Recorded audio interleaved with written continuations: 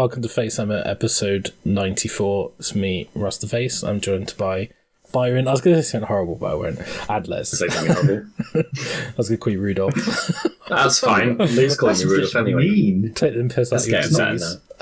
It's not December. It's not December yet, so like wait till December. Yeah, that's true. If it's Hopefully still I'll be red. healed by then. Shouldn't be red by then. No, I'm just glad I haven't got a red nose. It'd be like blinding for people. So big. You have to get some sort of filter on or something. Yeah. Okay, so we thought we'd do a show and talk about, there's been an exciting announcement today with Broken Realms, so we thought we'd cover that. Super exciting.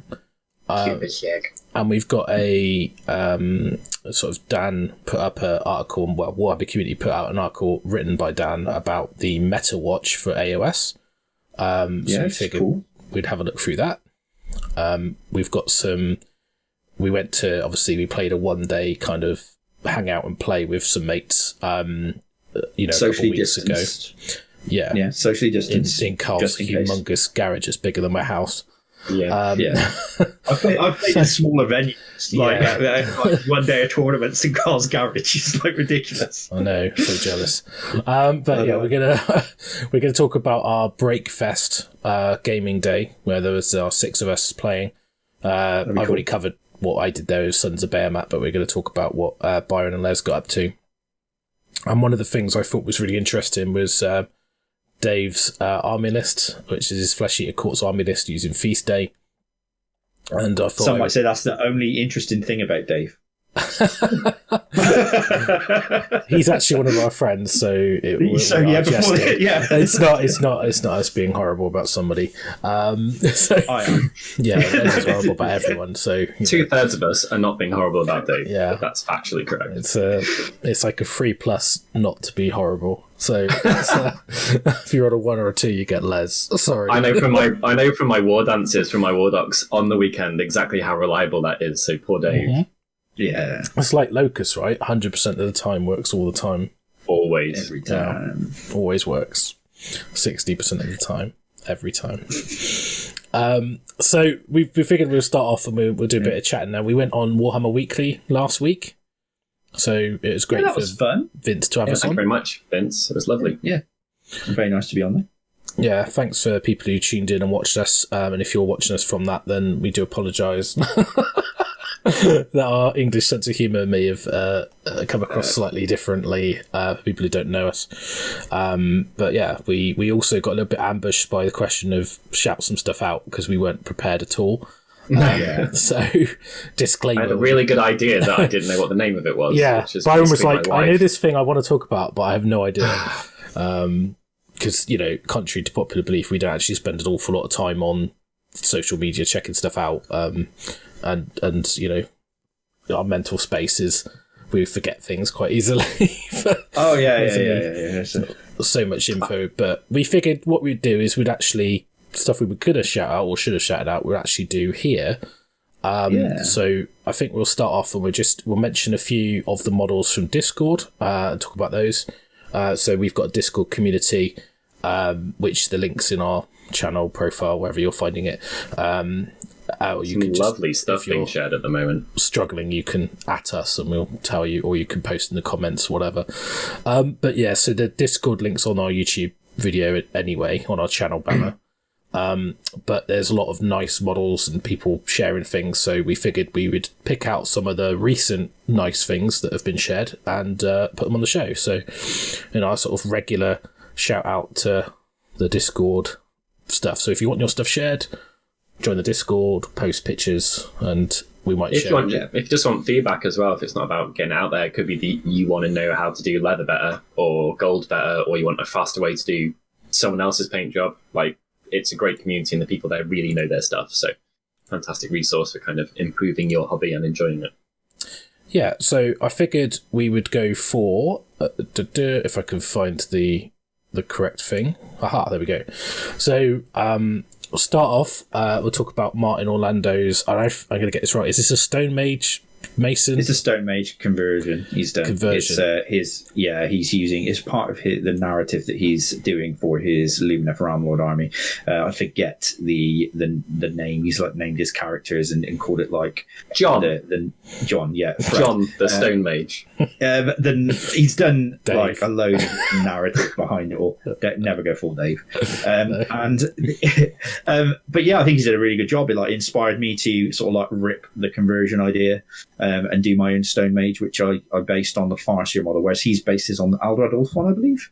Looking at the model. I think so, yeah. It's a solid spell. The thing is, the Stone Mage is such a distinctive model. The moment you've got more than one, like you've got two in there, it's obviously two of exactly the same type of thing quite easily, because it's such a distinct, like, what on earth has ever had that silhouette of Warhammer before? And silhouettes matter more than what's there in detail across the table. So I think it's going to be quite a common thing for people to have one of the original, because it's cool as hell, and then to do something a little bit different. And the Eldar range is a great place to go, or like high elf mage kits, or even human mage kits with head swaps or stuff like that.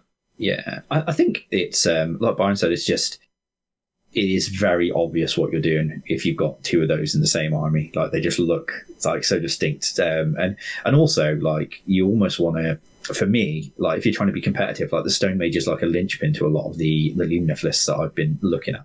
So you're going to want it as for me, it'd be like, it's very obvious where it is. So like I've tried to keep mine on the same sort of size, because like I've converted one and it's kind of on that sort of like the egg thing that he stood on. So he's still the same sort of like height, because it would be quite easy to like hide him otherwise, which is what I should have done, to put it on like a really small base and like hit it. Don't do that. Yeah. No. Yeah. Don't do that, guys. So don't listen to Les. We don't do that. That's mean. No. So Martin has built his base up quite a lot. And it's quite a nice paint job. So I quite like the bluish grey hair and the runes down the side. It's done really nice and neat. Orange. The scheme's really well considered. I think it's a lovely pairing. There's a lot of colour going on in here. You've got like green, orange, purple, blue, white, gold. It's all very... and it's sort of tied in with the base as well. We've got like the orange leaves and things like that. So, yeah, really cool. He obviously, for FACEHAMMER Worldwide, won, I think, a category with his Dawn Riders, I believe. The unit, wasn't it? Yeah. Yeah. So, yeah, look, Armies coming on really nicely, but this is his latest thing that he posted. So just wanted to share that with everyone because I think that's awesome. And then we had a Shadespire warband done by Hook and Pin, which is it Christine, I think? Yeah, Christine off Tinternet, off Twitter. Yeah, I think she's Hook and Pin Web on Twitter. Yeah, and she, I think she did this for her husband actually, but yeah, quite an effective look of these. I quite like the very pale sort of athematic blue skin, and I don't know what it is, but I really like the water like base where the branch is like causing ripples where he's on the branch and it's causing like the little ripples to go through. But yeah. These are like the Beast Grave, like the Wanderers. Set, yeah, they will have a proper name, but don't ask me what it is. So the cool Alf models from like the ones that Domus was going like mad for. Blood Wood Sworn Kin. Yeah, Woodkin, something like that. Yeah, why not? Yeah. With the little cat. So so they're really cool. Nice to see the sort of Shadespire as well. Or, Underworlds, I should say. I always call it Shadespire. And then Jim, I've been doing some Stormcasts, which are in a concept sort of style with almost like stone with lots of OSL. But I really like the OSL he's done particularly on the vials on the belts. I think it's really nice. So it's like Stonecast, isn't it? Same as sort of like I know Matt Watkinson did like Stone to Darkness, didn't he, as well, which is a very similar sort of style. And something that quite well to it. Only really works on like kind of majority X or majority X and Y models if you're going to go with it, and they're a really good range for that. You can't pull that off with the new elves. It just isn't a thing, and also they're quite fragile if you are going to do some of the techniques that are associated with it. So Stormcast really lend themselves, as do Chaos. The Chaos Knights at least Slaves to Darkness to that type of stuff. Yeah. Are they like deepkin? I don't know what weapons they are. Are they deepkin daggers? I think I don't know, but they've got gorgeous shaped ones. The deepkin. Yeah, they look like little like curved dirks. The evil. Yeah. Yeah. So pretty cool. So yeah, we thought we'd just share those from our Discord, and I believe we also want to talk about some of the stuff that you wanted to shout out, right, Byron? So yeah, absolutely. So should we start with bloody orcs, or should we start with woody elves? Bloody orcs sounds like a good idea. Bloody orcs. Yeah. Let me just get my browser sorted out so I can actually show these off. There we go. Winner. Worries. So, inconveniently, I couldn't find the direct source of these. It was a tweet shared by Levo, and then I tried to do some Facebook stalking because it's been credited, but I couldn't go back. And that's it's just one of the joys of the internet. But I love these, and I'm not sure if I've ever seen that much blood used on an army level that effectively. I also think it's quite a nice, not yet segue into what we're going to be talking about in particular ways that you could do fast daughters stuff. I just think they're super effective. And then the fact that there's a face shot in there, I'm not sure if you can bring that one up. I've got it up there. Yeah. The face shot is just like, it's not like it's been done as an excuse to get away with murder elsewhere. It looks really well considered. And he's not managed to make the, like, mixing snow with this level of extreme effect, like the blood effects rather than painting to look like blood. I just don't think I've seen it balanced this well, but there's a lot of it. Normally the problem is there's a lot of it and it's too much. That face is just nuts. The fact you've got like pink around the eyes, you can actually see almost like the iris and the pupil and that's great on the eyes, but like a white dot where the light would reflect. Yeah, the mottled element on the teeth as well. Like, I think it just looks totally cool. Crazily good. Like, to paint a face to that level. Yeah, and then have the balls to like screw it up with potentially uncontrollably with other techniques is really cool. The shot of their backs is actually my favorite. I think the face shot is that's like the money shot of showing that he's actually gone the final length and like properly painted these to a high level. The fact their backs are quite clean because they've not got blood on them. Yeah. Obviously, they're fighting a single line. The logos on it, the insignias, they look really good. So I just think it's a really effective way of doing things, and it's the type of thing that I've had on my mind because I'm working on some alternate stuff at the moment. So rather than going and pursuing just me Googling like crisp painted turquoise or whatever else it is that I would normally search for, I'm trying to go outside of my comfort zone because I'm trying to paint different, weird, strange stuff. And therefore I've been going back through things that I've liked in the past. And that is a nice segue to the next thing, which is some very freaky looking elves. Yeah, I think those, just before we move on, those are from Will Han on Facebook. Couldn't find it directly, but thanks, Levo, for putting that onto Twitter so we could share it with everyone. And props to Will. Just want to say that's amazing. Love it. Absolutely. If anyone, obviously if people don't want to be easily found online, that's their right. But if anyone has a link to somewhere where there is a blog or anything like that, I would love to see more of things that look like that. I could lose hours trying to emulate that type of stuff. I think it's awesome. And that probably brings us on to the next thing, right?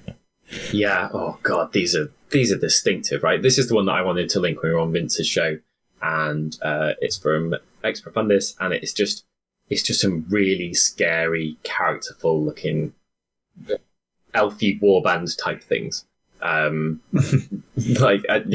do you put this in a box apart from saying it looks like it's from a fairy tale nightmare? If you go into the woods today, don't go into the woods today. Swamp elves, doesn't he? Like, he calls it like swamp elves on his tutorial, like for his website. Oh, that's great. I just think they're really cool.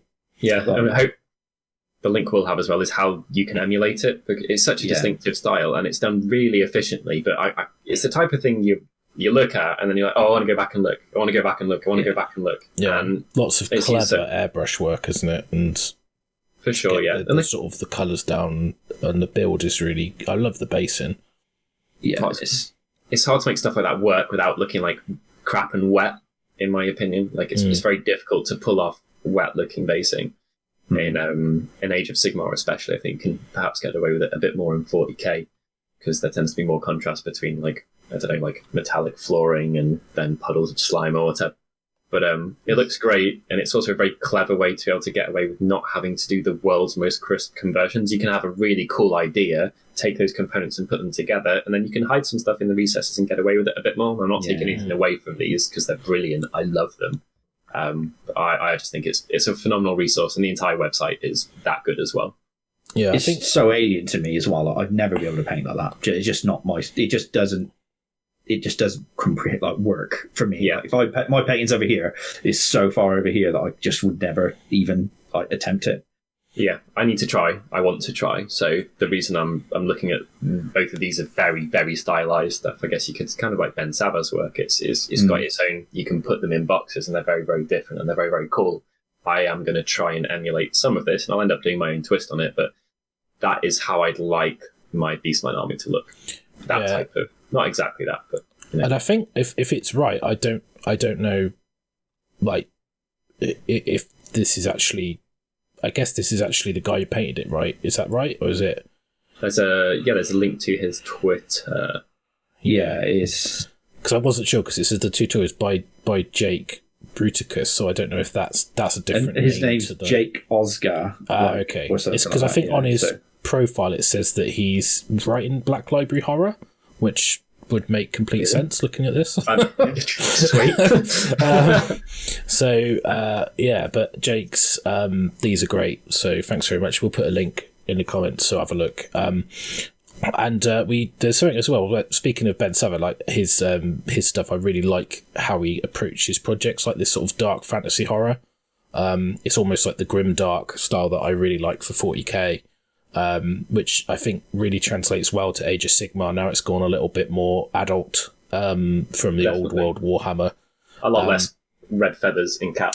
Yeah, red spears and goblin green bases, and big puffy like clothing on Empire guys with big feathers. Flouncy Bretonnians and things like that. So I think it's. I think it's really cool that it's that obviously that AoS has got such a darkness to it in the narrative, and lots of spaces that can really be explored out the edges. So things like this don't look like a million miles away from what you could see in a GW piece of art or book. So it's really cool. And just cool. I think as it's well, a nice segue talking with Saba, because obviously I've put a picture of one of his conversions in, that I think deserves a shout out, because it's. Yeah, I think it's really just cool. Bringing up on the screen now. There we go. There you go. Seamless. Ben's just converted his own sort of like mountain, I believe there. Unless he's using it as Avalanor, because the Avalanor has normally got two hammers. But I think that using Selenar from Teclis, his head, the reposition. Just looks really cool. Ben's always been quite sort of quite adventurous with some of his conversions and stuff, and I think he's doing a really good job. I think as well with this army, he's using the a lot of Stormcast female stuff. So I think he's using the Secretors and what are the shooting guys, the shooting unit of Stormcast that come out at the same time in Dark. Not the ones you never see, Castigators. Yeah, he's using the Castigators as the archers, so it's that'd be quite interesting. Be more enjoyable to paint as well. I think that looks awesome. That's also, in my opinion, the best use for the head of that strange thing that you could ever had. Then you can go and Spirit of Fish. Yeah, it's brilliant. I do like the fact it looks like super arrogant, like it's just hit the fairground. Haughty. Like the fairground bell thing, and it's just done really well, and it's like, follow that. Hit a 10. Yeah. Ding, follow that.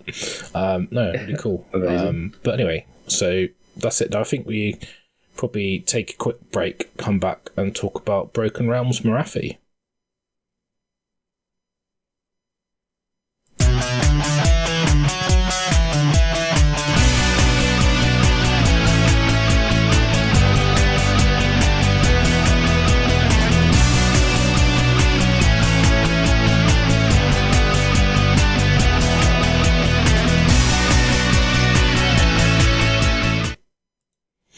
So we're going to talk about Broken Realms Morathi in this segment.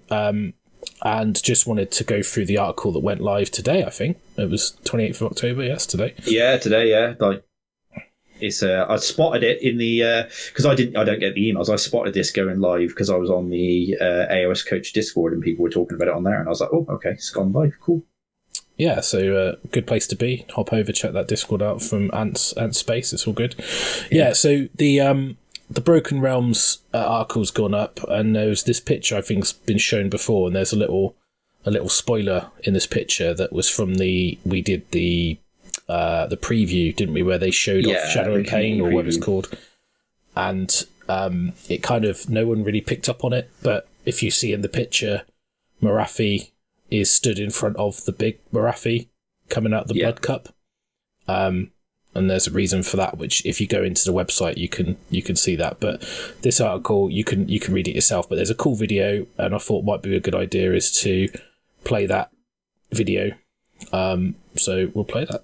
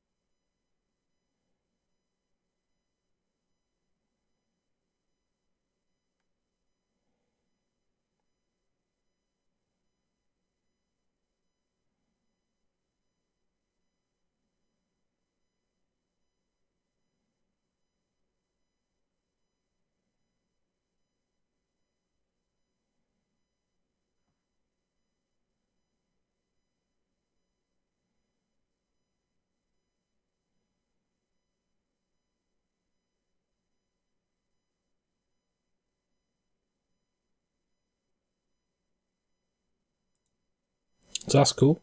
That's the video. Hopefully that'll come out okay. I don't know if, because I couldn't see what I was recording, so hopefully that'll come out okay. Having just rewatched it, it reminds me of one of those perfume, like, I could just imagine that being like a Warhammer perfume advert, you know, where like there's a load of epic stuff being said, and then there's some like someone's coming out of like a Rolls Royce, and then there's like a party on a rooftop, and then suddenly, you know, like there's, I don't know, it's snowing and there's a wolf or something like that. Yeah, and it's like saying, like, you can imagine them saying, like, essence of blood is fire, you know, and stuff like that. I don't want to buy that. Like, no, it's yeah. I mean, coming soon. Pheromones from Morathi. Snake skin, you know, just musk of serpent blood. So obviously, like this. I quite like the sort of the discordant kind of like violin building up. Yeah.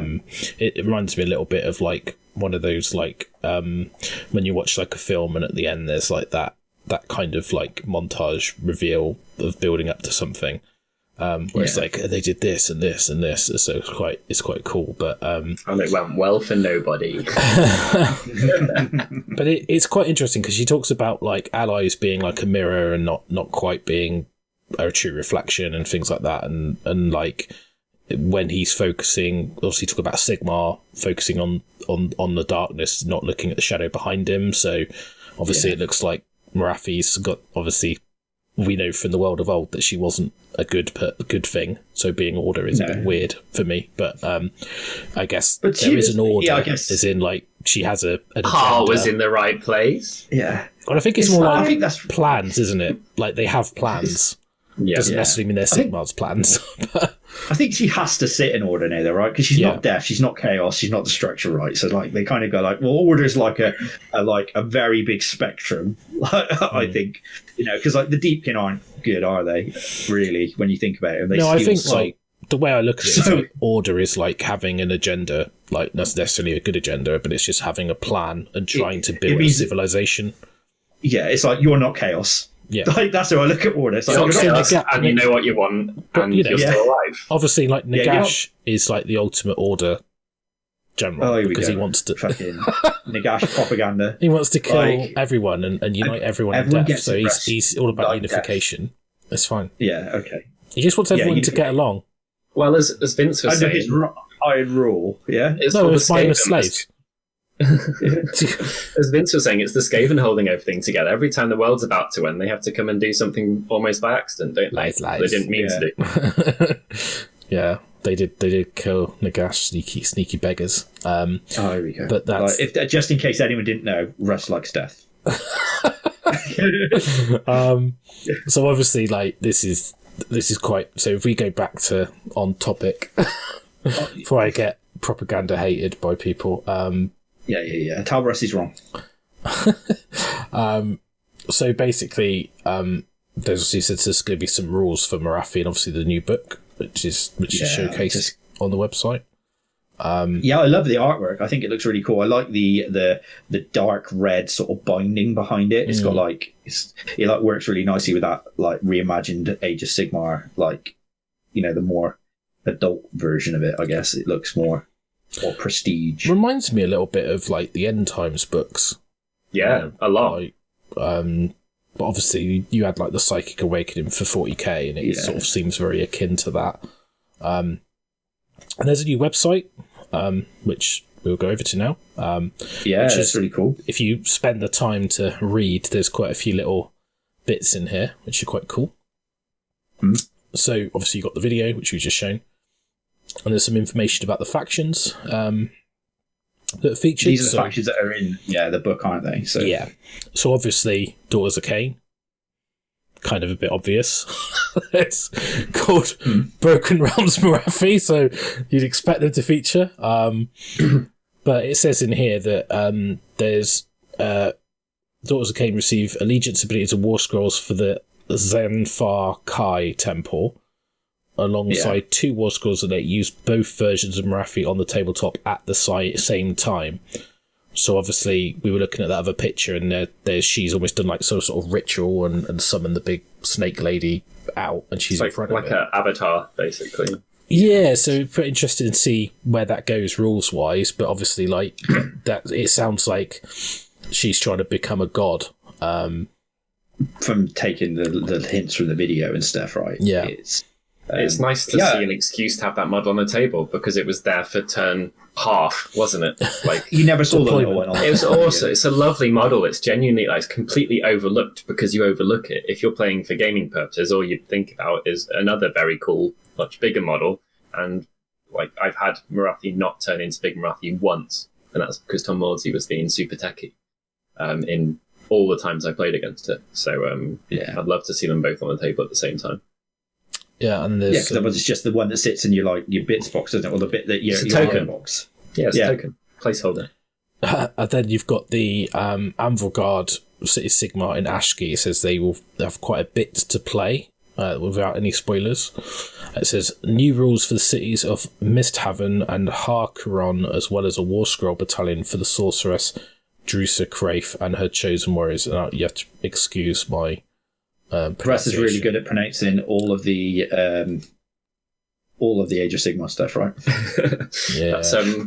That's an interesting idea, because I have a huge pet peeve with what happened to I'm going to call them Dark Elves in the Cities of Sigmar book, because basically there's a load of really cool, and the models still stand up now, I believe. Like the executioners are badass, they're brilliant.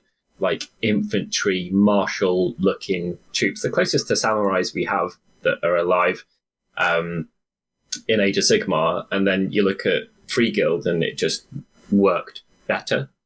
So I would really like to see the Free Guild have basically got like all 3 of the elite units rolled into one in Great Swords, and I believe it's for pretty much the same points cost. So I think some reimagining of that, or I don't know what the battalion would do, could be cool, but there's a lot of themes to be pushed there. And also, there's just some super solid old models. Yeah, but it's the like that. picture is a sort of dark elf or dark elf or whatever they're called now, sorceress on a black dragon. True, so Obviously. Kraith. Yeah. So I reckon So it looks that's like a named character. yeah. So I don't know if they get a score or not, but that's going to be a feature. Hope so. Could be a Vordry equivalent. Stormcast. So you've got Kaiser Venbrecht, which is the Anvils of Heldenhammer. So obviously the sort of the Guardians of the Black Nexus in Anvilgard. So Black Nexus might play into it if you know what that is. What is it? Don't know. Yeah.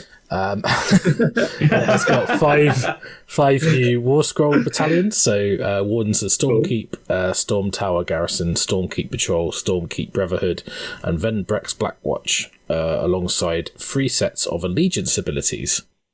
Interesting. So that's fairly interesting. That there's going to be some Stormcast stuff for Anvilgard, which are popular anyway.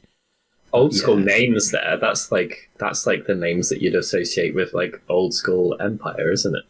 Yeah, well, the Stormcast are like heroes that have been plucked out of other places, so it's probably a free guild person who's been.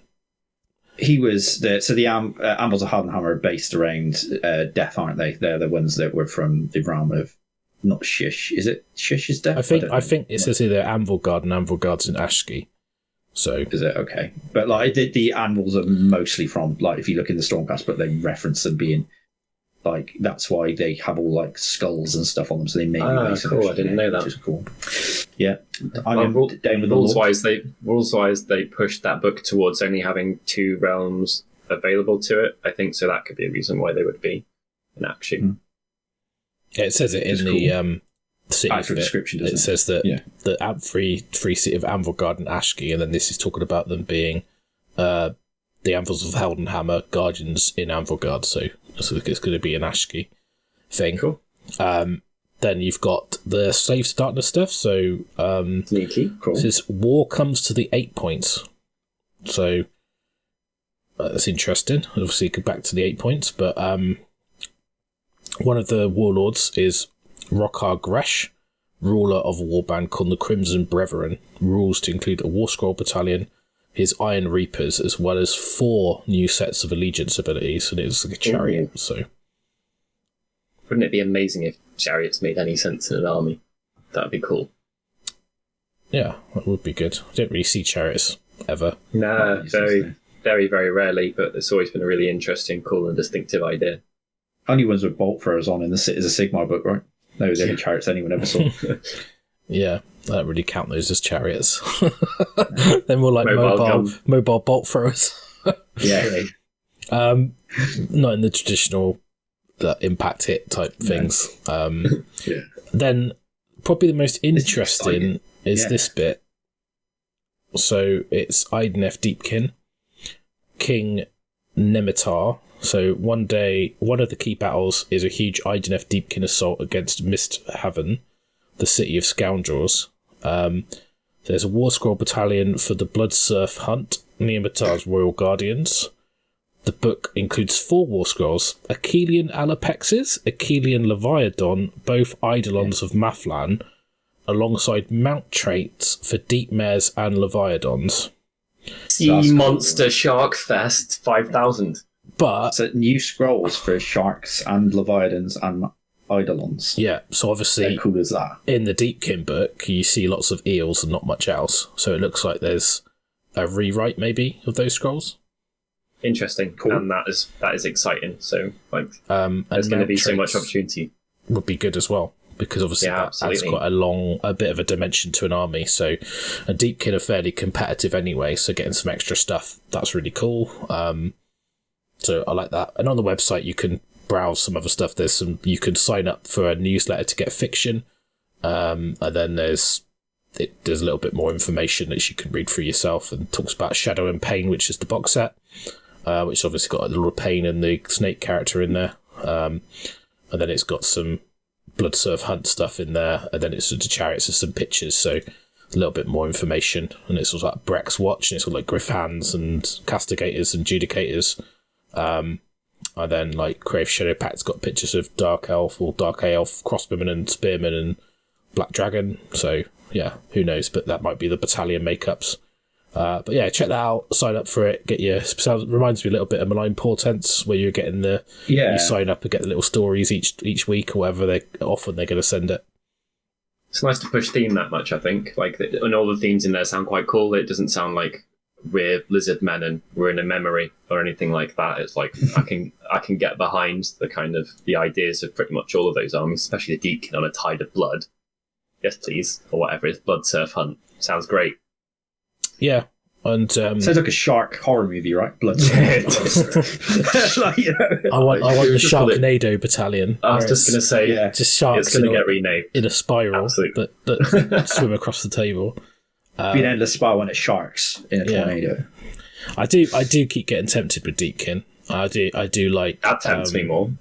There's a really nice. We featured it on FaceHAMMER Worldwide army that's done in very sort of dark style. And I think Deepkin, there's like a level of horror with Deepkin that's really cool. Yeah, like the background for them are amazing as well, with the way that they are, with regards to the fact that they've got no souls, so they try and get souls and they've got no eyes. Is that one of my old ones, Byron? Or is that one that you've done yourself? Is it? Yes, it's one of yours, yeah. Huh. You're just wondering how it got there. Yeah, I'm like, did I sell all of those? So, apart from the ones that fell under the couch when you dropped it. Yeah. But yeah, it's like, I won't say that. We're on air. Okay. So, Broken Realms Morathi, so super excited about that. So yeah, really cool. I think obviously it looks like there's some good updates for Daughters of Cain and Idnef particularly, but a bit. I know it's like not what we're about really, because we're talking about like the competitive elements and stuff. But I'm really looking forward to seeing what they do with the story. Yeah, because like, as a playtester, that's the one thing I have no idea about. Yeah, so we don't get any of the background or anything like early. So we were talking about like brushing up on our AoS sort of lore. Because I remember when AoS first came out, and I was like, I'm going to read all the background. I want to know everything about the Mortal Realms, and because there was like they released all the Realmgate War books and all that, it was just really tedious and boring. Because basically there was a lot of stuff coming out that said pretty much the same thing because it hadn't really advanced anywhere. But obviously since like Malpo and a lot of the stuff in the Death era of books has really pushed the storyline, particularly the Ossiarch Bone Reapers. So when I watched the Stormcast episode with Phil Kelly, and obviously he's kind of the lore master for AoS, I believe.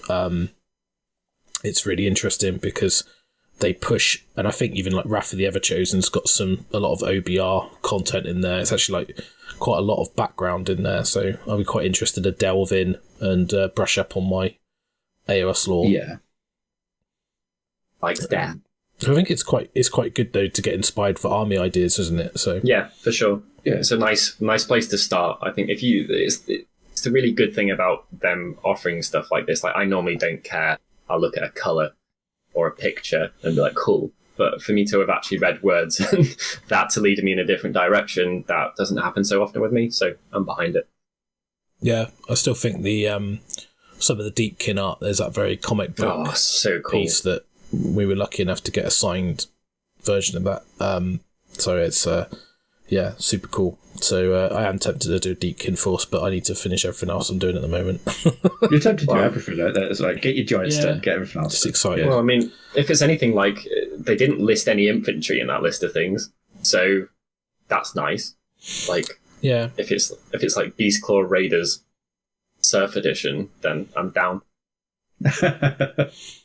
Yeah, like like the beach version, like Beastclaw Raiders on holiday theme, Idnef army.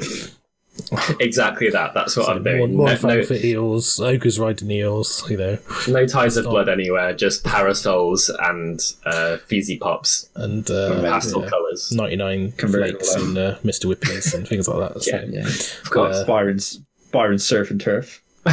It's good because your giant will fit right in with his sunburn, wouldn't he? So it's don't bully him. North, he needed Factor 50 and he forgot it because he was too busy covering himself in pointless crap that he doesn't need on his belt that I didn't enjoy painting. Yeah, you love it really. So I think that wraps up the Broken Realms Morathi stuff. So obviously we're just going through what's publicly available and what we can see and a little bit of speculation. Yeah. So obviously, sounds like Morathi's about to stab Sigmar in the back. So I'm all for that. So let's hope that happens, because Sigmar's a dick. So he's his you dick. heard it here. 17 sharks is going to be in one unit. It's all factually correct. Yeah. So yeah, we'll take a break, come back, and we'll do the next segment, which we'll talk about Breakfest.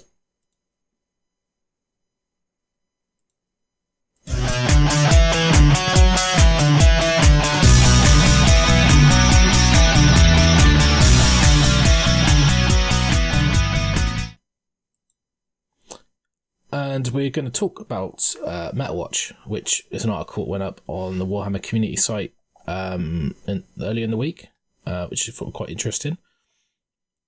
What's a meta, Russ? Yeah. Meta. What is a meta in the context that we're talking about? It's basically like the state of the competitive game, I guess, or state of play.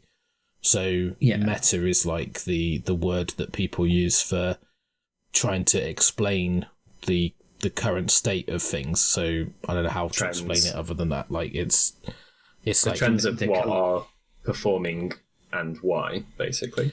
Yeah, so this is a competitive play focused article. So it's talking about Age of Sigmar. There was one for 40k that was released a few weeks ago. But obviously Steve Wren and Dan Street, so from AoS Shorts, on this article. So quite an interesting read. Is what I feel like about this is it's basically looks at some information. So Dan, he does quite a lot of collecting data from around the web, and he has I know he's got a spreadsheet that he tweets regularly of results and what finished where, what the lists were.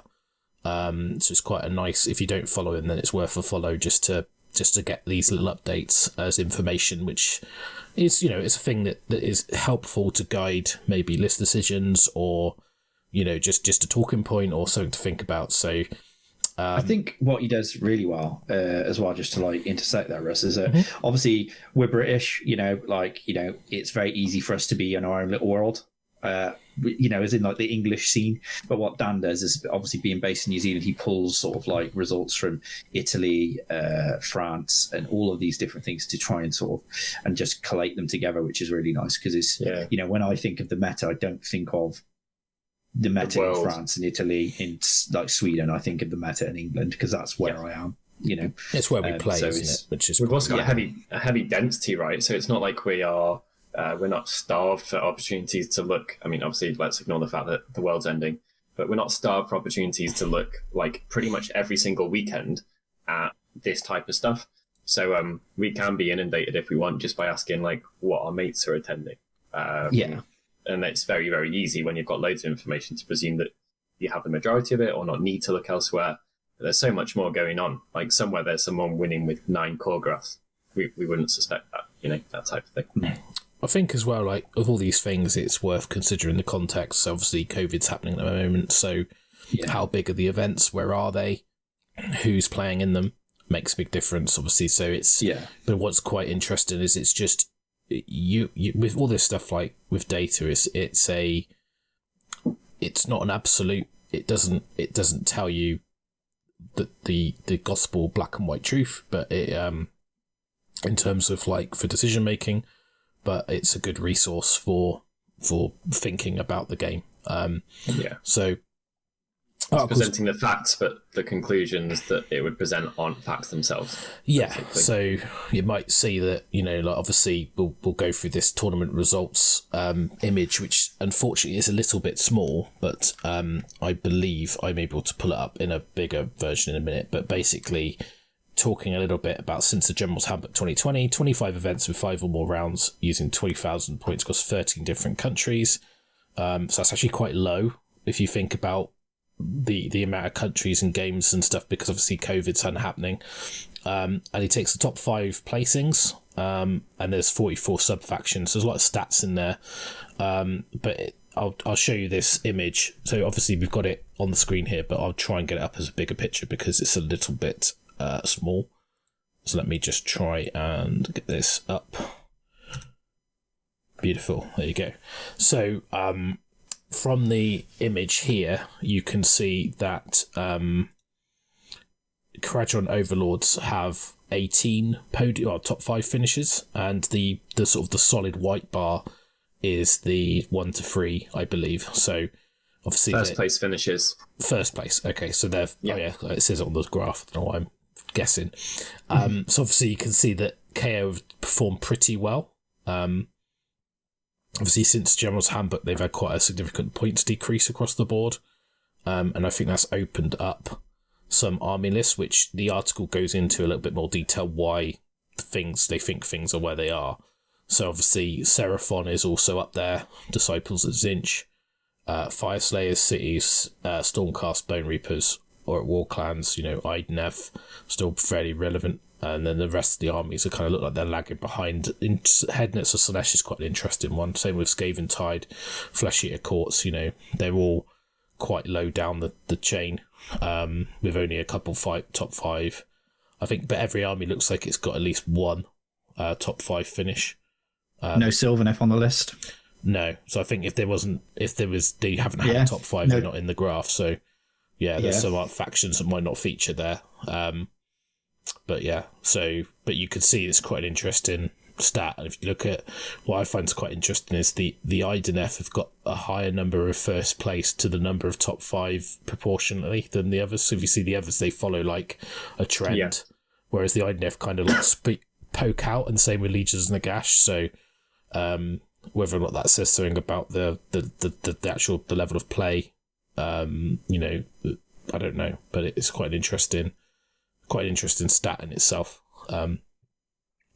But yeah, so that's let me get that off the screen so we can go back to the article. So obviously he says that KO have been driven by the success of Zilfin, with 13 places out of those 18. So obviously Barrack Zilfin always used to be the clown car Skyport. And it's probably the most popular. It's probably just because the hero phase move that you get from taking Barrack Zilfin, and the fact you can take the engine work, which allows you to. I don't think that's Zilfin specific actually, but I think the hero phase move is just so good that it means movement's always important, and it's an already extremely maneuverable army, so you're just ramming that home even further, particularly when you've got long range.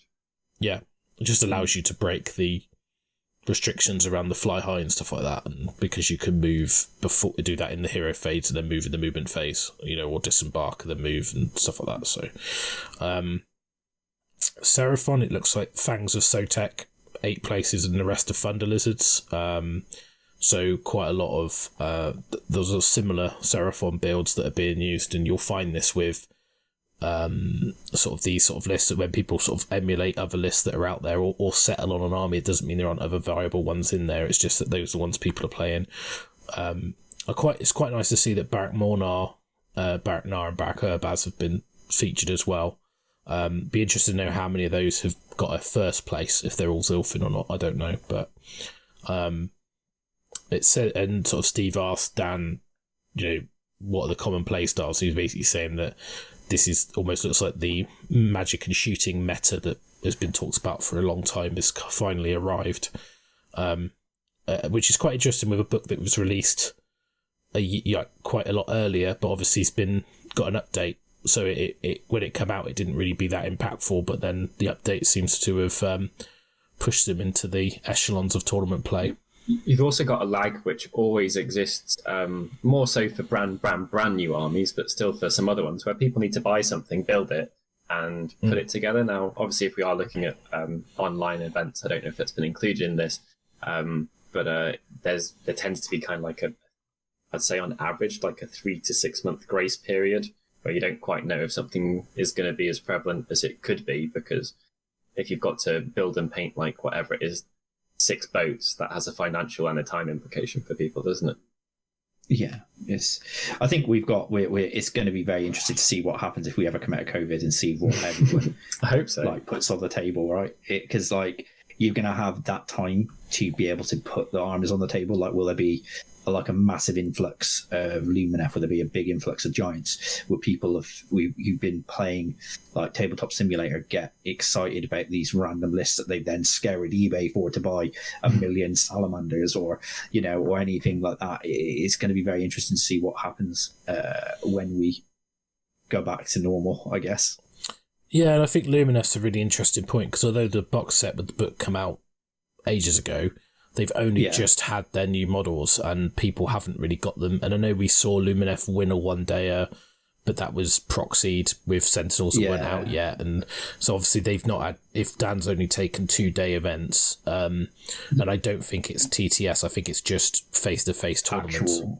Cool. I mean, we know Lumineth won an event this weekend, didn't they, with in France, with a very similar list to the one that like Peter he took to that, the proxy event that he won.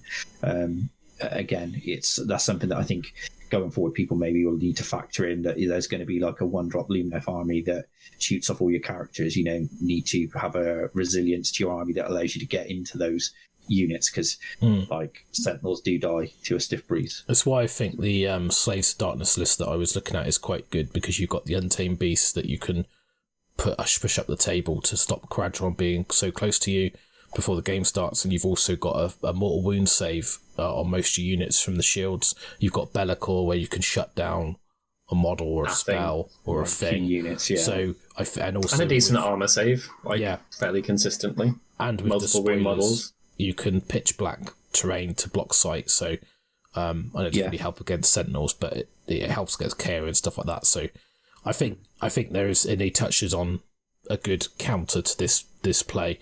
It's why one of the reasons I was looking at Slaves to Darkness, because I like combat armies, but I need to be able to play in a meta where they can compete. So if there's a lot of magic and shooting, I actually think Slaves to Darkness are very good against it, because you've got those tools in your army, and the combat's okay, but it's they sort of more lean on the grind side of combat rather than the impactful charge.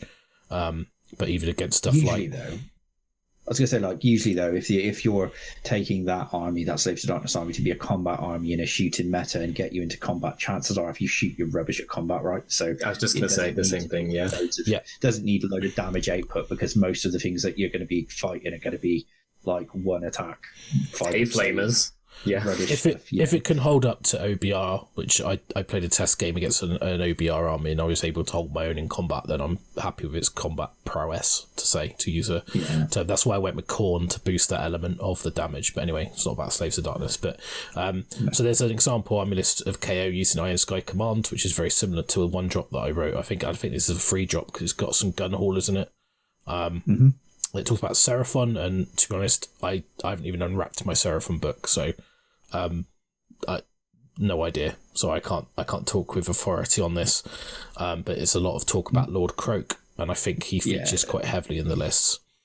Yeah, none of us play Seraphon, do we really? And I know me and you didn't play test that book, so it's kind of. I did.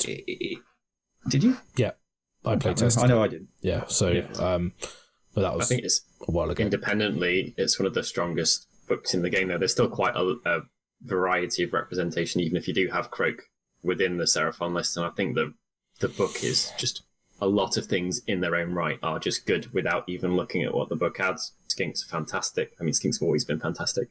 And it's got powerful, just a normal slam. You don't even have to be backing him up with an Astrolith there or anything like that. He does good things. He gives you command points, blah, blah, blah, blah, blah, blah. So the strength of the book, I think, is kind of, you can see why, especially when it's new, it would really, really catch people out and end up just being behind KO. And I think the reason they get to catch people out more is because I wouldn't say they're better, but I'd say they're more extreme in terms of their difference from what is normal within the game. You're playing the closest thing to a 40k army in a fantasy game with the KO.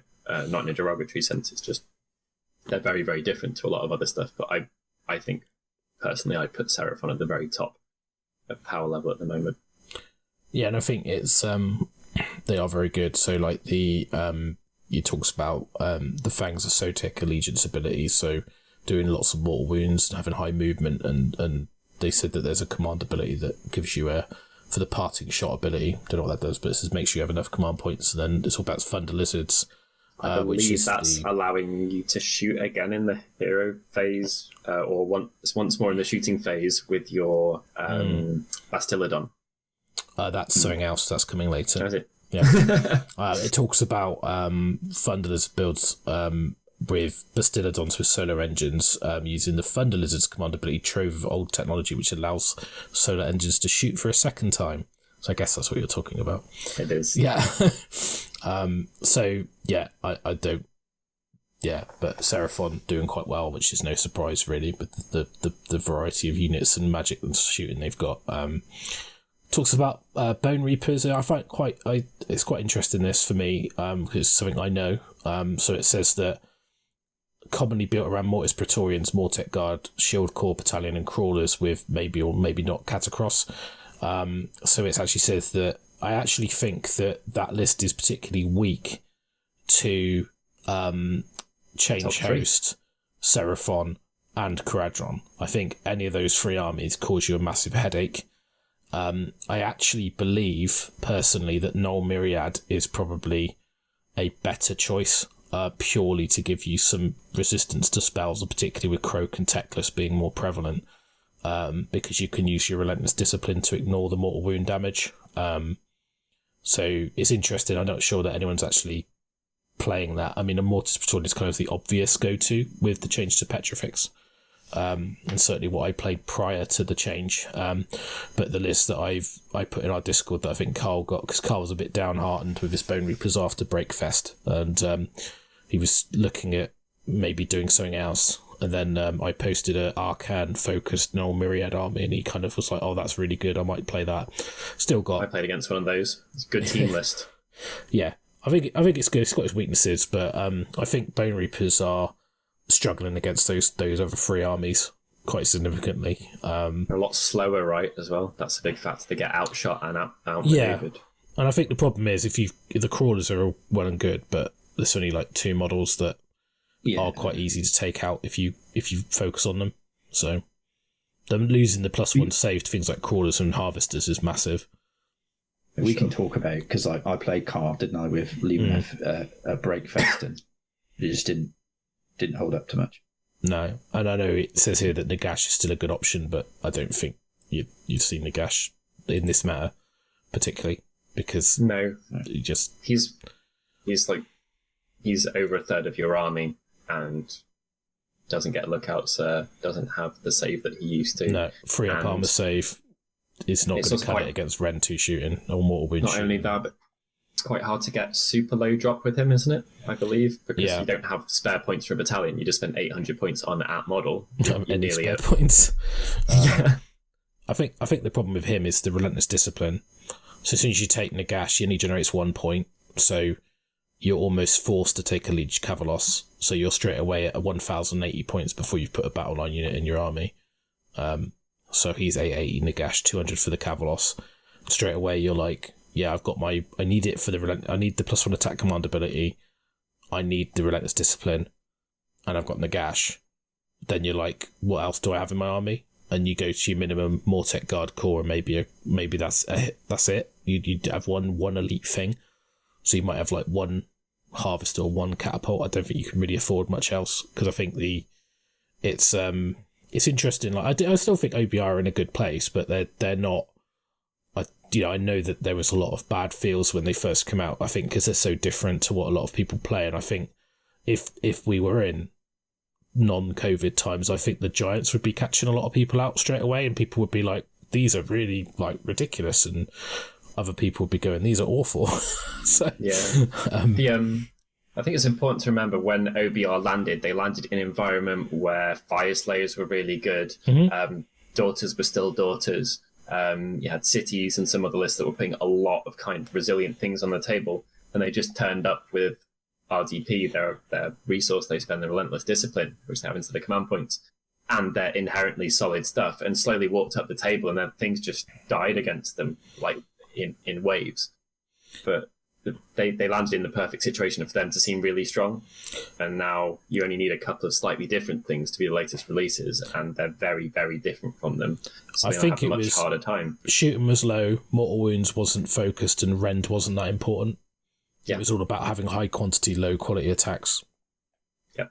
And lots of bodies, which they kind of like. Gobble up.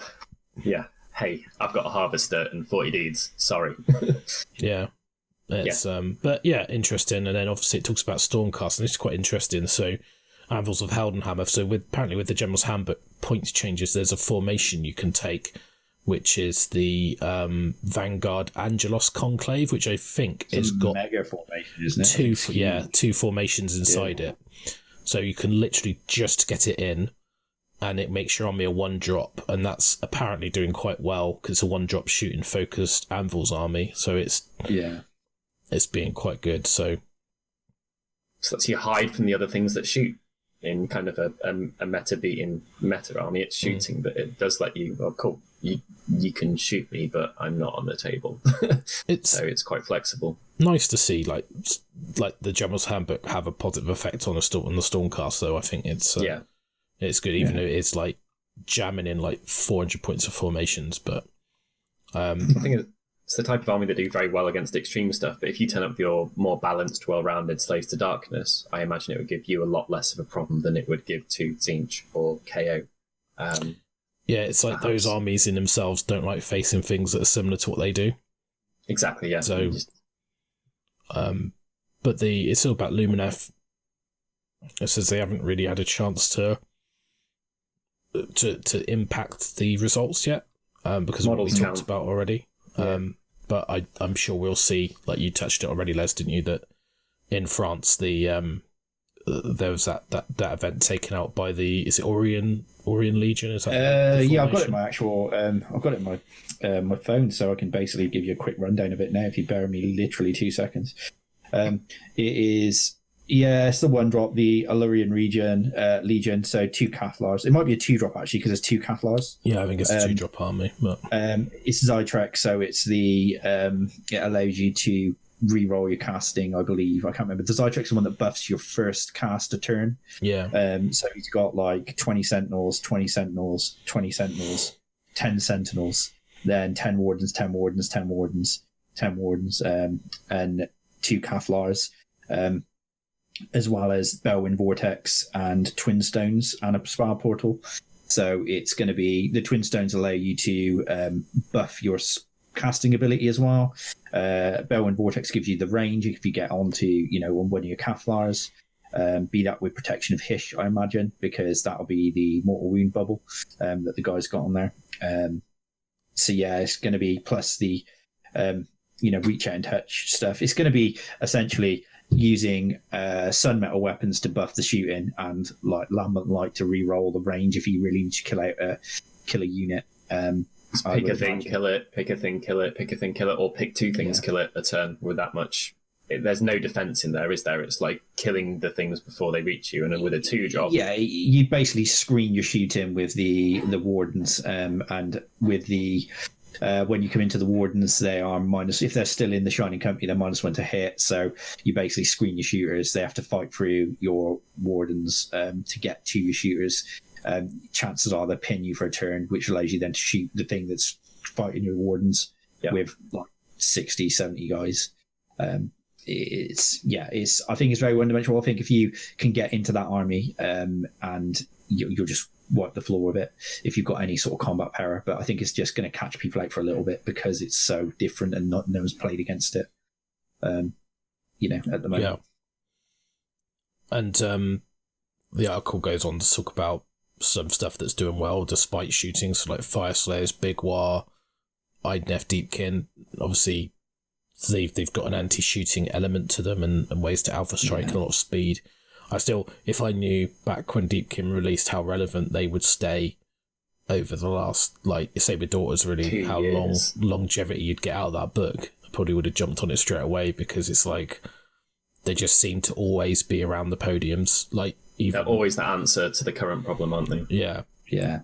Which is really weird considering the army list is like 1 tool. But it's just such a good tool. It's almost like the skeleton key of Age of Sigmar. Eels and mortal wounds, flying. Off table, like high movement, off table, variety of attacks, heavy density of attacks, but also some higher quality ones, like threats. Access to good allies pool as well sometimes, which can be relevant. Forgotten Nightmares is just such a key a key rule in the shooting meta as well, with targeting the closest target because of the Forgotten Nightmare rule. Plus that coupled up with the Cloak of Midnight is another really good way of limiting shooting. It's again, I've owned 2 Deepkin armies. I'm sure at some point and I'm a third. Yeah. I mean, especially with the sort of reveals in Broken Realms Morathi, I think that does make them more exciting. So I think it's an army that especially if other units' war scrolls become a bit more relevant, especially the Eidolons. I just think I'd really like to paint one of those. I just love the look of them. I painted one. They were loads of fun. It's a very interesting thing to paint though, like because of the way that it goes together and the waves and stuff. It's a bit, you're holding it and you're like, I'm going to break this at any given moment. Yeah. Yeah. Also, do brass rod with the spear, just because you just break the spear any chance you get, especially if you lend it to Kieran Harper. Yeah, but he does roll his iron jaws around in like an ice cream tub, so I'm not surprised. Yeah. His Ghost Wolves, a bit shout out. He's not going to see this. He's playing WoW, so it's fine. Yeah, he's not going to see he's playing. Does that about wrap up the article? No, there's a little bit about anti-shooting options. So some of the things we talked about already. So units with pre-game move abilities. So obviously we talked about I talked about Untamed Beast. But there's some other stuff in there in the game. So that allows you to push that Caradron drop back so it can't shoot your key pieces when it drops.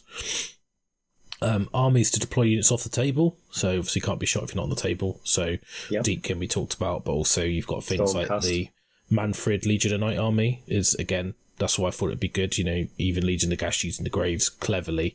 Obviously you've got to keep your hero alive, at least with Legion of Night you can put Manfred off the table if you really wanted to. But Stormcast and loads of armies have got off the table deployment stuff. Become a 1-drop yourself is another piece of advice, or lower your drops. So obviously you've got to look at your battalions, or just have lots of models that can run across the table that are resilient, that they can't kill by the time they get there. It talks about Plague Touch, Chaos Marauders, 120 Marauders in a, I have a... You deserve to win if you paint those. No, you don't. No. Two questions about those bits. What is 3 drops or less what you should be aiming for these days? If you are chasing that aggressively as part of your strategy, I think it's not 5 drops or less anymore, or is it literally like you've got to... Where would you say that falls for both of you? It depends what the other bits you've got. So if you've got other things, you probably don't need to worry about it. So like in my Slaves army, I didn't take formations because I already had pre-game moves, Be'lakor, which is a feature of this article in the, if you want to counter anything, Be'lakor, don't give a fuck a core is what I call him. So whatever you've got, don't give a fuck about it. So you've got Be'lakor, I've already got Untamed Beast pre-game move, I've got resilient units that can get across the table with a teleport if I get the spell off. So to me, having loads of drops doesn't matter. No. Doesn't matter at all. So it depends on your list. I think, like with the Lumineth list that I've been looking at as well, is that because of the resiliency of the army, other than the shooters with the Ignore Brand 2, the ability, it kind of like, it allows you to be a little bit more survivable against some shooting stuff. It's, I don't know. I think if I come up against a 1-drop, you just need to factor it in and be like, I've got 4 drops. If I come up against a 1-drop shooting, then there's a strong chance that they're going to shoot off the heroes and the key elements of the army.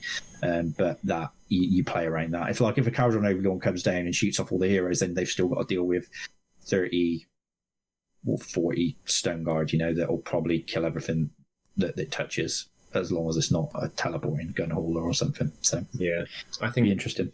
I think 3 or 2 or less is a big thing. And then a couple of things that I'd add is, rather than models, I would clarify that to wounds or resilient wounds. Because if you've got a lot of models, they've got low bravery, and you don't have a battalion, you don't have a command point, it just doesn't matter. Yeah. Obviously, if you've got a piece of terrain that makes immune to battle shock or something, then that does make a difference. But resilient wounds is what I would categorize rather than models. Multi-wound models, they care less about battle shock because you have to do 2 wounds to take something off. And then the other one is command points is a thing as well. So if you are taking a battalion or you have access to better command points and you've deployed carefully and appropriately, you can take a few shots on your low bravery dudes without caring about it. And that can be part of your strategy as well, combined with all of this stuff. Yeah, I think some armies just can't. They can't get their drops low, even if they had good formations. I mean, like, no, it's like, well, you need to. Sometimes you just got to accept that you're not going to get this thing. So I think that list is quite a nice bullet point list, because you should tick one of those boxes. So if it's not low drop, then make sure you've got a pre-game move or a way to be off the table, or you're resilient to shooting, or you've got lots of wounds, or you've got lots of models, whatever it is, which makes you resilient to it, to be able to absorb the turn and then counter attack. So I think there's quite an interesting bullet point. There's some anti-magic options which talks about shooting to take out, shoot the heroes, obviously the meme, shoot all the heroes, you know, like have a way to outdrop and shoot the wizards off, like talks about shooting Teclis off, because he needs to get certain stuff off or up before he gets killed. And then obviously auto unbinds, like Knight Incanters or Navigators with the Void Stone and things like that. So obviously I would add to that bonuses to unbind. So if you can get something like a semi-resilient hero, like, you know, there are things in different books that can do it. They're not necessarily going to survive against shooting, but like, I think as well, you might want to look at your artifacts and abilities to see if there's any like minus to hit shooting, or your temple, or a sub faction thing as well. Like Iron Suns is an example of that. And Hagnar over is it Hagnar and Celebron? Is it Celebron gives you the minus to shoot one? Yeah. So obviously, like, if people are running Hagnar, then you go, actually, I'll run Celebron for the anti-shoot, because that's more of a problem, or whatever. So, and obviously you might take more Harpies or something like that. So just -1 to hit on a character when combined with Lookout Star really can ruin people's day, though. If their mean is to shoot the heroes, if those heroes are -2 and have like an ablative save or a pass-off save or anything like that, you only need like a 5-off pass-off or mortal wound and -2 to hit, and someone's got to put about 3 times as much shooting into you to do the damage.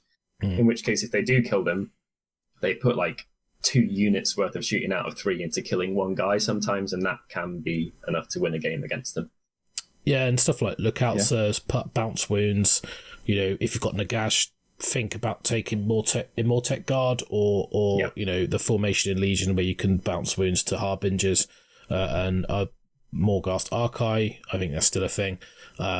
Or you could take the formation in OBR that gives you that. There's lots of options in there. I think you've just got to spend a little bit of time maybe reassessing your lists or your book based on this information. So if you're going to tournament regular, obviously no one is really at the moment because of COVID, but if we were in that meta, I'm kind of holding fire until stuff starts to get a bit more normal, because I'm not really playing any events, so I'll just play what I got and see how it goes. But it's quite interesting as well. If you're watching this and you don't really know what we're talking about with drops, that means like deployments. So if you've got a battalion, that means you can deploy more models in one go, which means you get the choice of turn 1 or not.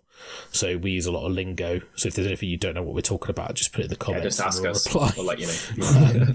So we sort of talk like everyone knows what we're talking about. But obviously, it can be a bit daunting if you are new to this sort of chat, which is quite a nice little footnote in the article, actually, which I've just read, which has prompted me to to say. But super good article.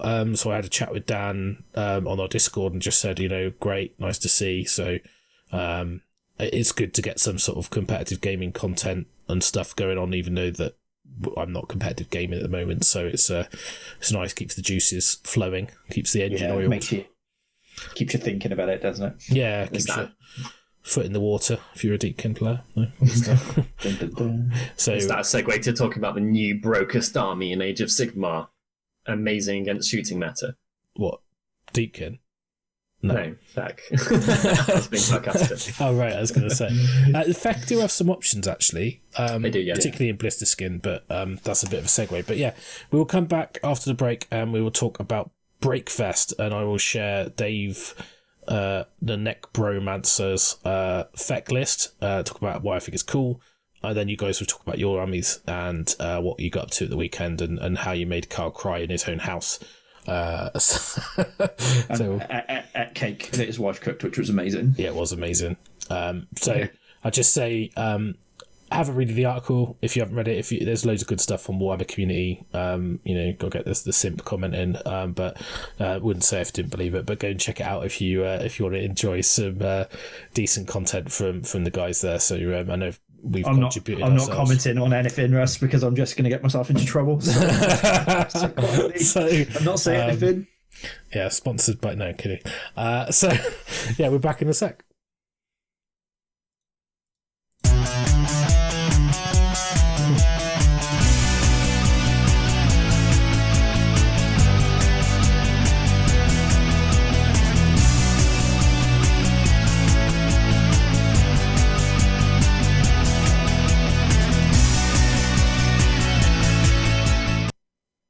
We are back. We're going to talk about the unofficial event of Breakfest. Breakfast. It's affectionately named. So, as you guys might know, we talked about the Sons of Bahamut show where we went to a friend of ours hosted some socially distanced gaming in his garage with 6 of us, and we played us 3 against those 3.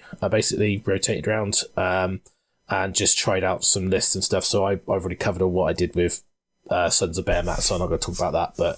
But you guys haven't really covered your stuff, so we figured we'd start with Byron talking about his Bonesplitters list and his learning points and what you got on this. So I'm going to hand it over to Byron. So go. All right, go. Okay, so it is the list that I've been running. Actually, technically, I've been running pretty much this list disregarding a couple of endless spell changes since I ran it at Blood and Glory quite a bit over a year ago. And I think it's pretty much exactly the same strength and power level that it was then, which is not great, but with options. And that's how I describe their book in general. It's got probably one of the best internal balances of any of the battle tomes that I've played. Everything is about as viable as everything else, character-wise, units-wise. Do I take a rogue idol? Do I not? And in fact, do I play just like vanilla Bonesplitters, or do I take Bone Grins or some of the other kind of temples, for lack of a better phrase, because I always forget it. So basically, it still centers around a Cunning Ruck core, but that doesn't make much of a difference in its gameplay because it's now very average in terms of what it does. And actually, I found that the move is more useful than anything else. So to run down the list, we've got the General, which is the 2-cast Shaman. There is one mistake in the list that will be on the screen, which is that I've got cogs in it. So it's 1970 points instead of 1990, and I don't have the other 2 endless spells instead of Geminids and the other one. Then you've got 2 War Docs, the big boss, who you have to have, and then you move into the Cunning Ruck. So the Cunning Ruck, as I've taken it in that one.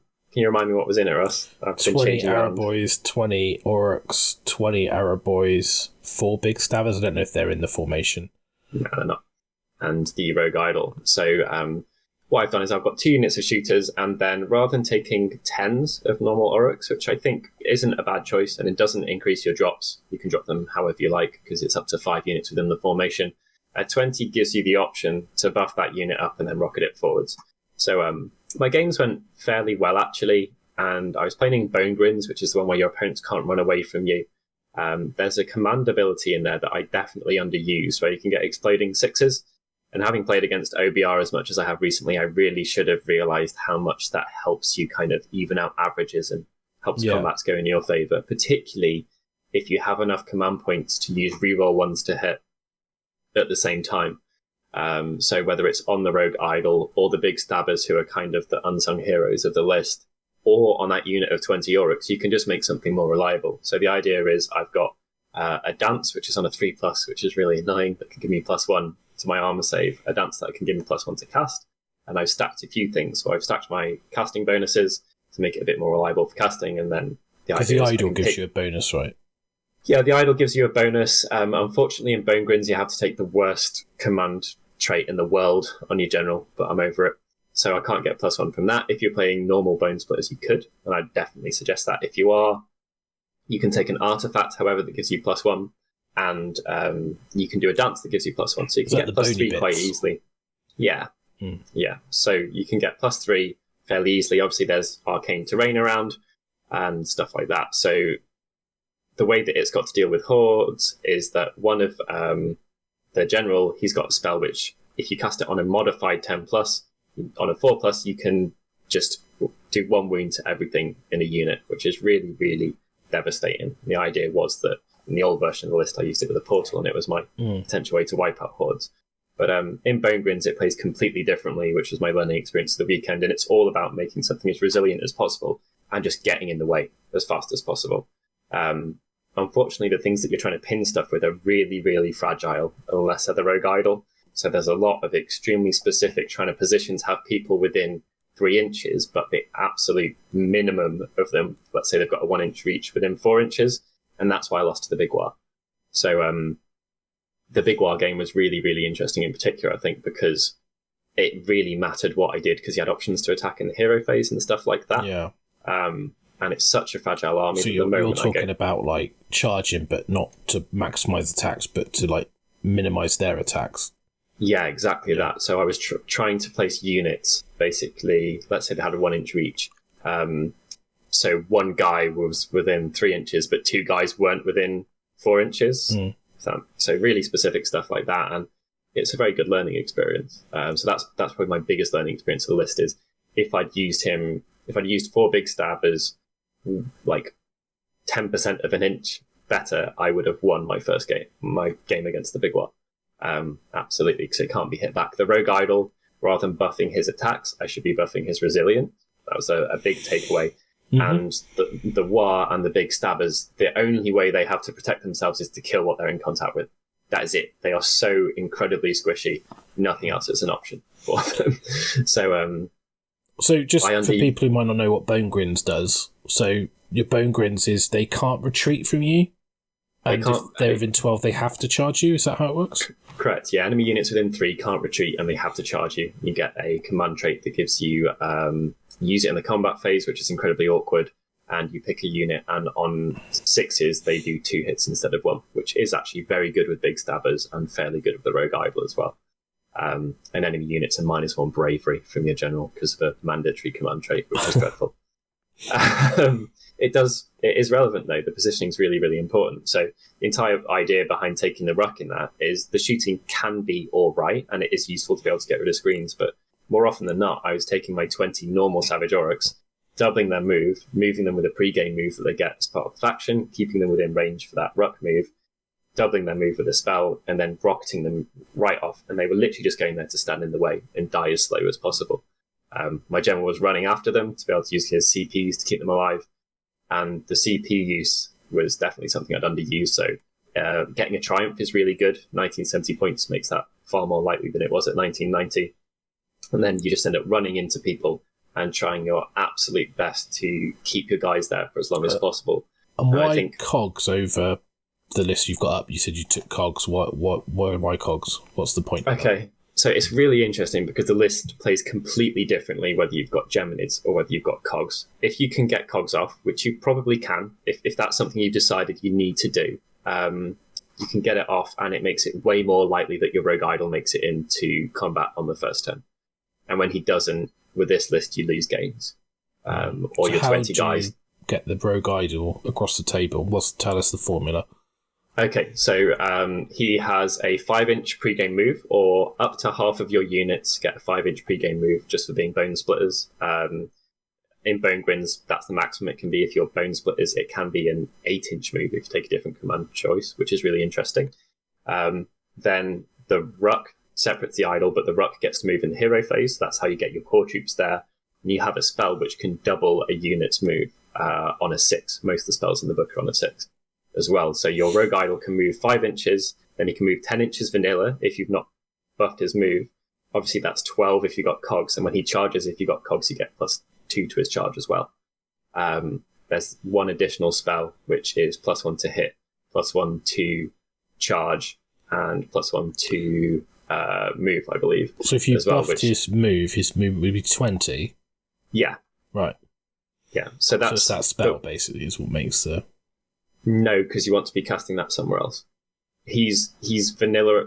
Basically, the idea is you put up cogs and you cast a double move spell on another unit. Now, if that's 20 guys, then you can get a lot of body somewhere, which is important for objective play. And with cogs, the Rogue Idol should make it in on his charge. You want to be charging people with two things, the way that I was playing the army, two things turn one, in order to hold them in their zones. One isn't enough.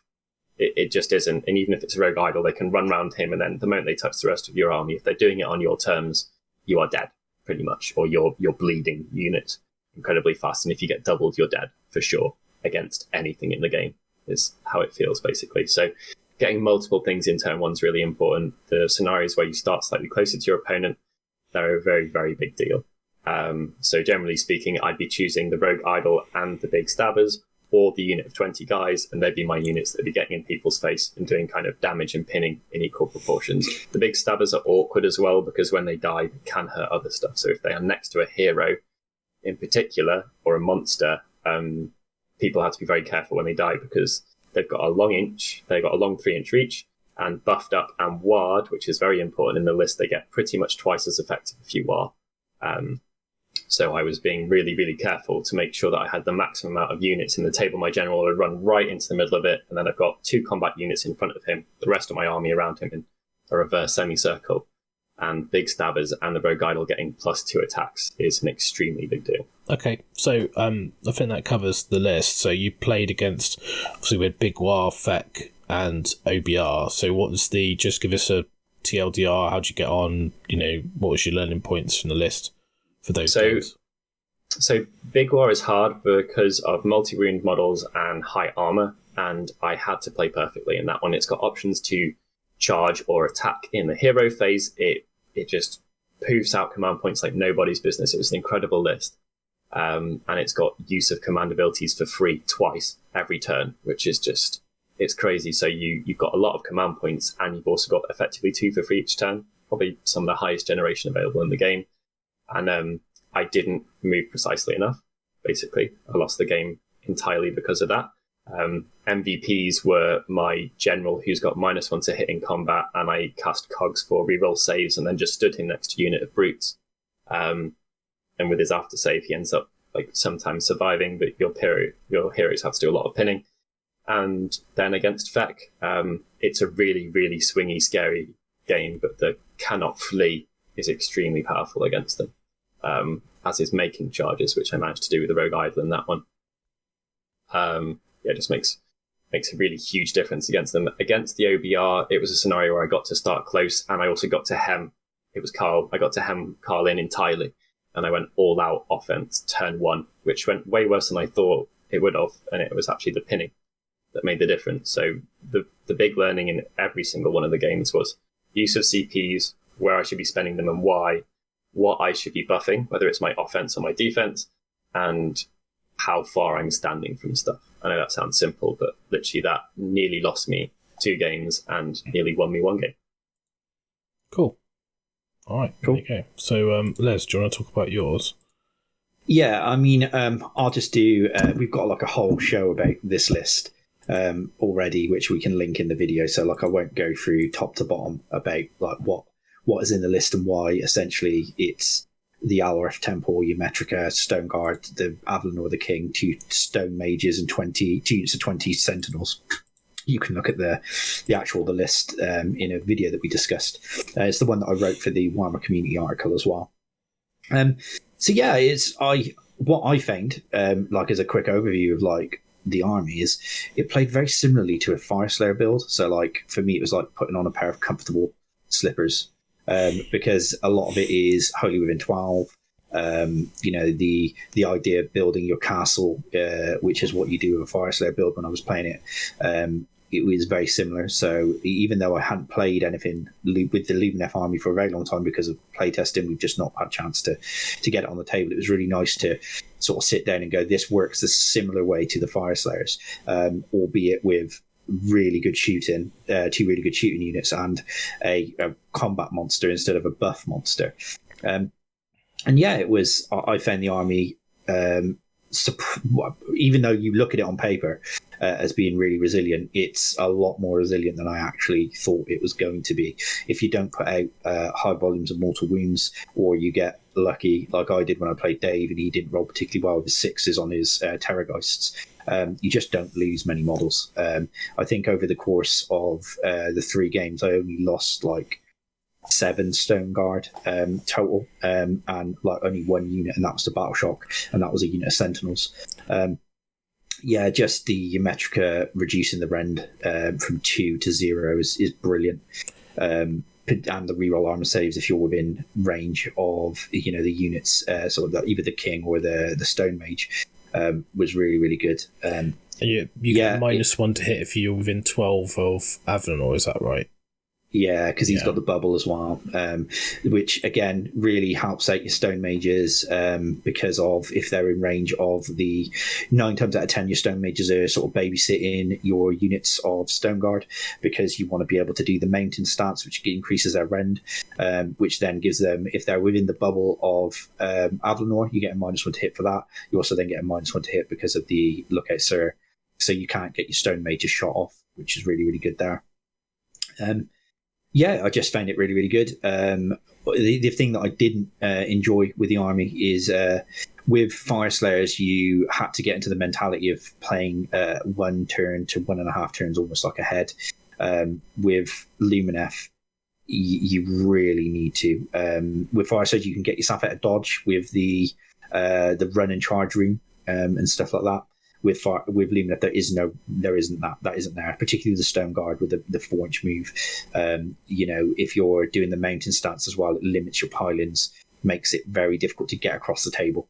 Like Fire Slayers are actually faster than this army, which is like essentially how I lost the game against Dave. Is he brought on a unit of ghouls, scored the objectives, double turned me. I couldn't get to him in time to clear those off the objectives and win the game, which was something that it's learning points that you pick up on, particularly playing with 4-inch move elves.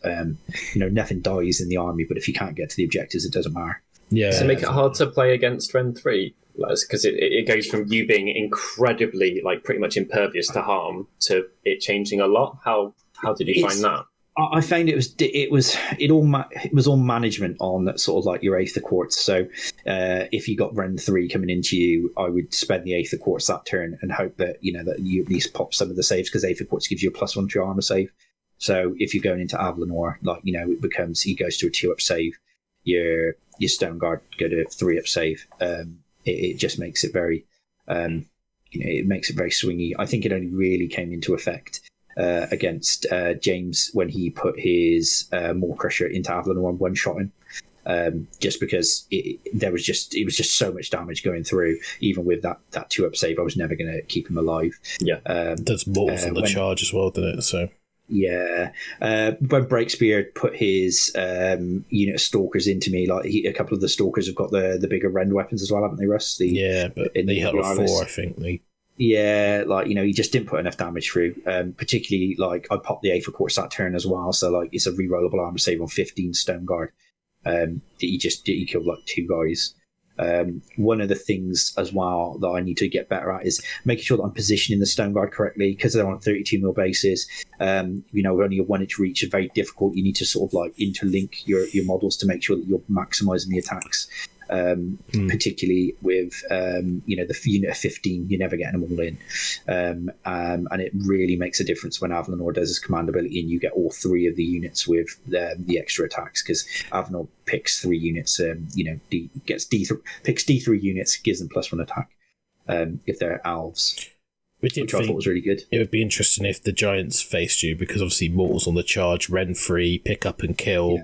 There's a lot of stuff that just gets around your defense. So and it's swingy as well, with the Stone Guard, I think, because they're only with the mountain stance from the Stone Mage, you get an additional rend, but it's really the damage that you want, and they're only doing damages on 6. They're only doing damage 2 on 6s to wound, which is it can be very swingy. I mean, me and you played a game at the weekend, didn't we? And it was it either goes crazy or it's a bit lackluster.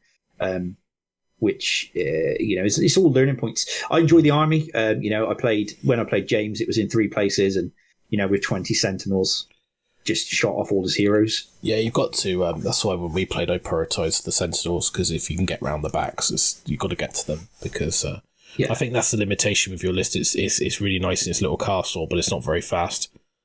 So any mission where you've got to spread out is probably a pain for you. Be responsive. I think I look at it, and I was talking to Joe Prasad. Easy. Oh, yeah, where you just build a castle and move it forward. Same as Deepkin with Firestone. It's dependent on the mission, right? If you just go into the central objective ones, or pick 2 and go, right, I'm going here. Focal points. Yeah. But yeah, I was talking to Joe, and I was like, I maybe drop a Stone Mage and try and find those points for a unit of Dawn Riders to give you some flexibility. Drop those archers, you don't need those. Just drop the sentinels out, put some horses in. No, definitely 40 archers is the sweet spot for me. I think the problem is though, it's with the mortal wounds are a bit sort of spiky. When I played Breakspear, they shot off the crawler in a 1er, and then I played James and I failed to kill a war chanter on an objective with 20. You just sometimes you never know where you're going to pop those 6s. I think Dave and James both had quite a lot of magical defense, and as soon as they realized that I didn't really care about any of my other spells other than Sun Metal, which is the mortal wounds on 5s, they were like, right, we're stopping that straight away. And it's probably let's say just an after save on someone makes it half as effective as well. You're shooting, right? Someone's just going to have a 4+ save, and your hero is twice as survivable as it would be. Yeah, I mean, it depends on some of the stuff as well. As you almost forget that Sentinels, when they shoot, the normal shots actually go through as well. It's there's the mortal wounds, and you're like, oh, hang on, I've got all these shots that have hit as well. So I better roll these. Just what you did against me, and just roll 8 5s on 10 dice. But anyway, so I feel it's probably a good segue to talk about if you're sort of wrapped up on that. Oh, mate, yeah. We can if anyone wants to hear more about the Lumineth stuff, just slide into my DMs on Twitter, and I'm happy. I'll talk Lumineth until the K's come home. But yeah, it'd be nice to cover off Dave's list, because it was a very different take on FEC. So nice. I wanted to cover this because it's an interesting thing about we talk about the shooting meta and magic and things like that. So Flesh Eater's not very good against shooting, as you probably know. I mean, this is an anti-shooting list by any way, shape or form, but what Dave's list I thought was very interesting, so I thought I would talk about it. So he's actually gone for Feast Day, so not Gristlegore, not Blister Skin, none of the others. So he's got no formations, which is really unusual for Flesh Eaters because they're command point hungry, and they don't like to be outdropped. Which this list does struggle with that, but it's the command points is the big thing, because normally you run a formation just to give you the command point, because they just need them for feeding frenzy basically, and all the other abilities. So particularly Gristlegore, because it's even more hungry with the ability to fight when you die. It's very similar to the Big Wild list at the same event, I think, even though it's completely different. Very similar principles, and the principle behind this was reliable magic. So Dave's gone for Feast Day, and what that allows you to do is gives you a feeding frenzy for free each turn. That's both players' turns, so that's effectively 10 command points over the game, which is just amazing. And what that's allowed him to do is, because he's got less points in formations and things, he's got min 3-10 crit goals, and the rest is zombie dragons and terrorgeists. So basically, he's gone for 2 terrorgeists, a zombie dragon. He's got the Archregent, who's his general. He's got Dark Wizardry and a Dermal Robe, which gives him +2 to cast and unbind. The spell he's got is Spectral Host, which gives you the fly, the run and charge. So if you cast it on I think it's on a 10, you could do 3 units. So if he casts it on an 8, because he gets +2, he can make all 3 of those terrorgeists and zombie dragons run and charge. So it's just let's make this reliable. And go for that. I think it's on I'll just double check that. I think it's on a 10, but it's very super strong. Yeah, it's very similar to the principles of my Bonesplitters list. I just say, I want move, so I need plus to cast. Yeah, and I think as well it looks very light on bodies, but essentially you've got 4 heroes that can summon things.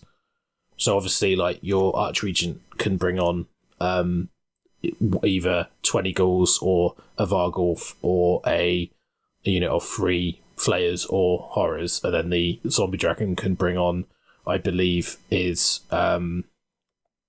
Terrorgeist, I think, bring on the big guys. So, and I think the Zombie Dragon brings on a Varghulf, so I'm pretty sure that's right. It's been a while since I've played my Flesh Eaters, so I'm just want to double check the spell lore when I can actually track it down in the book. It's somewhere nestled amongst Path to Glory and other wonderful things. Really flexible summoning. Being able to drop a Varghulf next to 20 ghouls up the edge of the table is probably what happened to Les, I imagine. Yeah, it's like when you put the ghouls on, I'd not done a particularly good job of screening it out, but it just being able to go on, contest the objective, and then sit there and just heal. And he had I believe, a Varghulf next to the ghouls as well. Yep. And it was just like a case of me not being able to, being able to do enough damage. Yeah, and he's quite light on wounds, but obviously summoning a lot on. He obviously has the throne, which allows you to hide your Archregent because you can put it and stand behind it. It gives you a free summon. So that actually makes him quite hard to shoot off. But +2 to cast and unbind, and he gets 2 spells.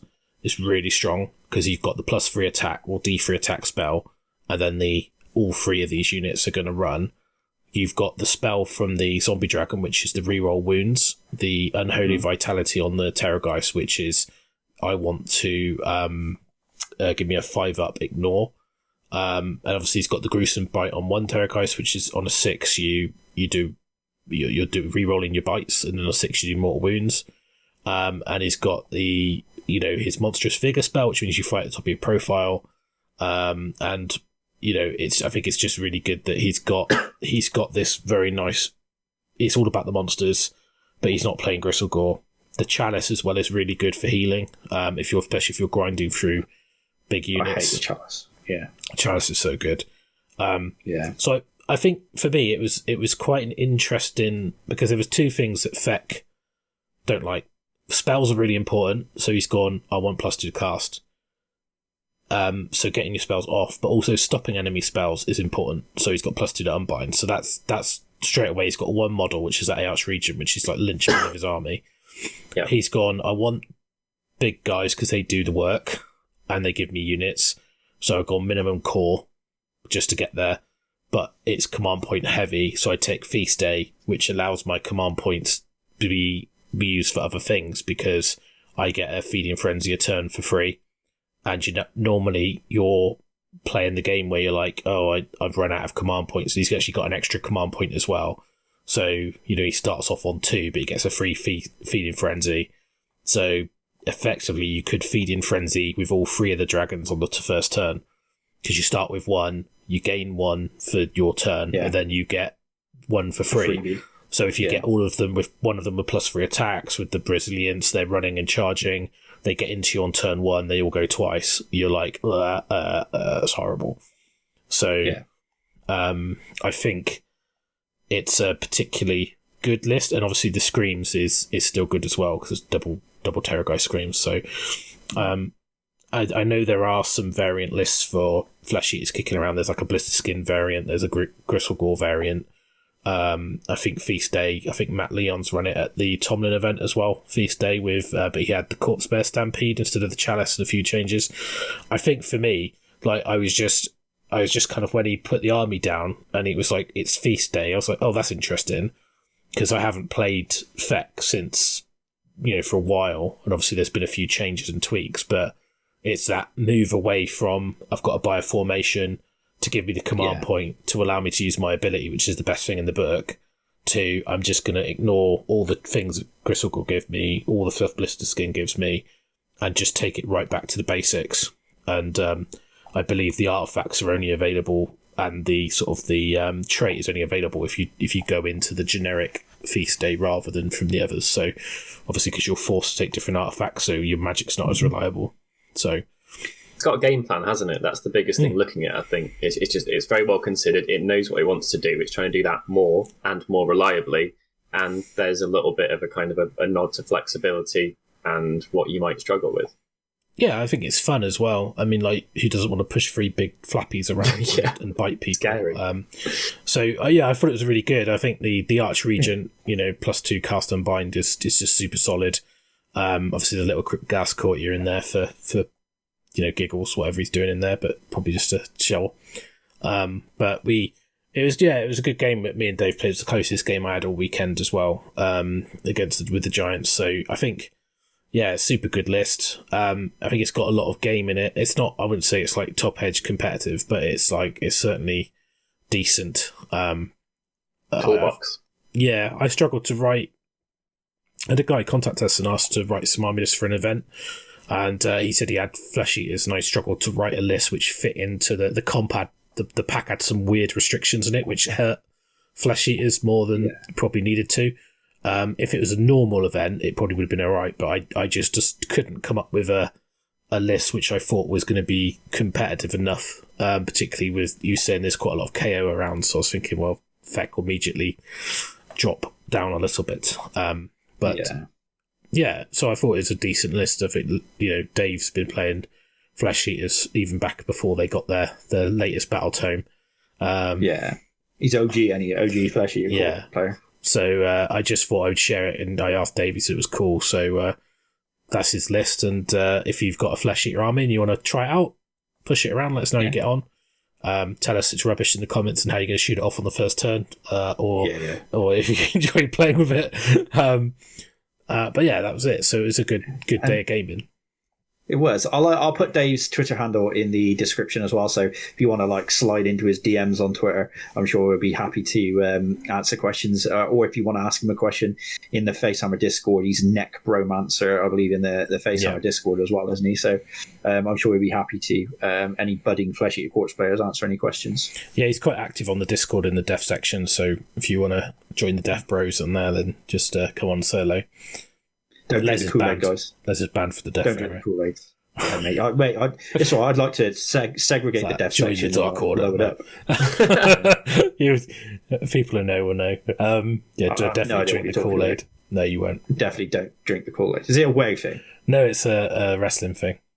They actually they actually drink the Kool-Aid to join. Okay. There you go. Let's moving swiftly on. Yeah. Well, I think that about wraps up the show. So just want to say thanks for watching. Like and subscribe and all that stuff that the YouTube gods want us to do. Do feel free to send us a battle tome and a required theme and see what we come up with as well. We enjoy the challenge, and I think there's definitely some interesting takes. Well, you've got some requests on your previous video, Byron, so I'm waiting for your Trogoff army that so you've been asked to do.